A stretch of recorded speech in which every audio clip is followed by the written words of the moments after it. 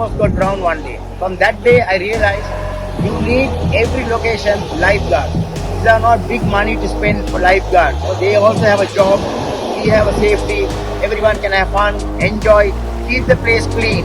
Most important is don't bring plastic, don't bring anything unhealthy things. Let's make this more eco-friendly, green. This is ours. If we don't do, who will do? So I appeal to all the corporates. Let's make this project. We put this up. We're going to show you how we are going to work. Every beach, every location, we must keep it safe. The tourism can come. In Lifeworth is like a dream come true. I must thank Julian Bowling, Asmi Nanekara, Ashini.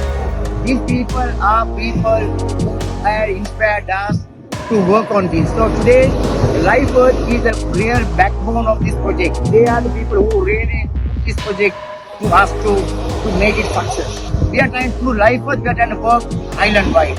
So I hope everyone will support this.